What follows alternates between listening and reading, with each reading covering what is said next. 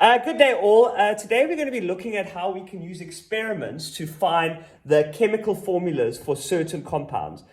So what the most important thing for this is that we need to have an experiment in which we can calculate what the masses are of each element in the specific compound. So let's look at this example here. So 0.64 grams of copper when heated in air to form 0.8 gram of copper oxide.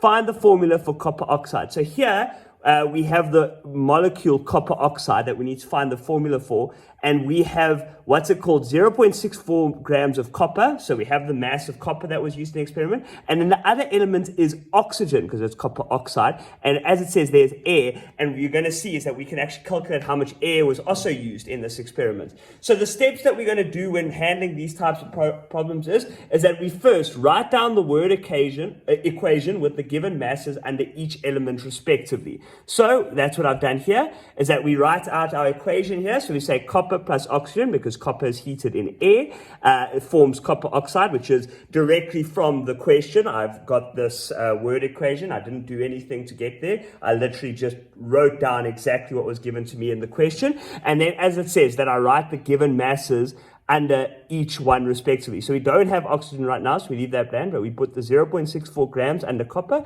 and the 0.8 grams under copper oxide. Okay, so the next step in our thing is to find the masses of each element making up the compound in question. So here it's copper oxide, and as I said before, the two elements that make up that compound is copper and oxygen, and we already have the mass for copper, which is 0.64 grams, so we just write that down. Then for oxygen it's a little bit more complicated, because what happens is that we don't have the exact thing, but we do have how much grams of copper oxide is created from the 0.64 grams of copper.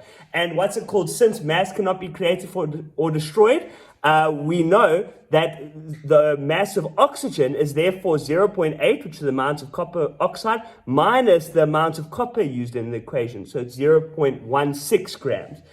Is the mass of oxygen that is used in this equation. So now we have the mass of copper and the mass of oxygen. We move on to step 3, which says use the relative atomic mass to find the number of moles reacting. So I just put down the relative atomic masses here. Oxygen has a relative atomic mass of 16 and copper has a relative atomic mass of 64. Okay. So now we're going to work out the moles of copper. So we go 0.64 over 64 is equal to 0.01. And we go work out the moles of oxygen, which is 0.16 over 16, which is also equal to 0.01. The ratio, this is step 4, the ratio for the number of moles reacting is the ratio in which the elements appear in the compound. So now what we do is that we work out what the ratio is. And this one's very simple. It's 0.01 versus 0.01. It's obviously a 1-to-1 ratio. So therefore, the ratio in which they are reacting in the equation is how the formula will be set out. So the formula will be Cu1O1, which can just be written as Cu. And that's how you work it out.